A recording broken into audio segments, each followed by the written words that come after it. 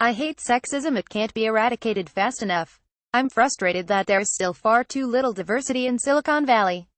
Yet a newer form of discrimination is starting to greatly alarm me, and that's discrimination against anyone with a point of view that's deemed offensive to the tech majority. You know already what I'm talking about. People are angry about a Google engineer who wrote an overly long memo, arguing that the fact that there are fewer women engineers than men is a natural state. I have no interest in trying to deconstruct what this person wrote. I don't think it made much sense, and what I did understand of it seemed very poorly argued. For what it's worth, I'll note that, like the vast majority of people who have read this memo, and that's now roughly 1 million people, including Google employees, I strongly disagree with this person's views about gender and race. But let's stop for a minute and think about exactly what has happened here.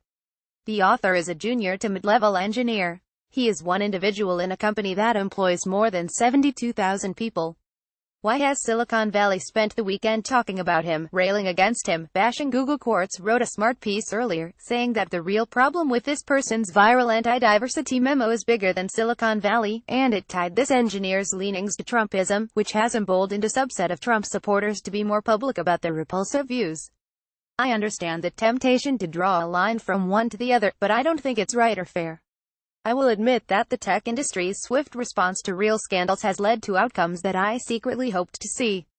It also makes a certain kind of sense to feel anger toward Google, given that it has been accused by the U.S. Department of Labor of extreme gender pay discrimination.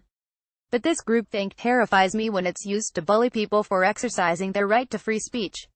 How will we know what people are truly thinking if we rush to silence them? Contrary to what some people have written, this engineer was not violating anti-discrimination laws by writing his memo. If he were a manager and put this kind of thinking into practice, he would be, and I'd have my pitchfork out too. This engineer is not the reason that Google is being investigated over pay inequality. You'd have to look to its executive offices for answers about that. In the meantime, there have been numerous calls for this person to be fired, and Google is seemingly wrestling with what to do. Yesterday, Google's new VP of Diversity, Integrity, and Governance, Danielle Brown, responded to the engineer's misguided memo by defending his right to speak out, writing part of building an open, inclusive environment means fostering a culture in which those with alternative views, including different political views, feel safe sharing their opinions. She also created an opening for this employee's termination by stating that employee discourse needs to work alongside the principles of equal employment found in our code of conduct, policies, and anti-discrimination laws. This person's memo was not hate speech. Accordingly, it would set a terrible precedent if Google signaled to employees that expressing one's thinking, even if it's antiquated or idiosyncratic or offensive, is a fireable offense. Even in these uncertain and often frustrating times, this is still a free country. We should cherish that, and fight to keep it so.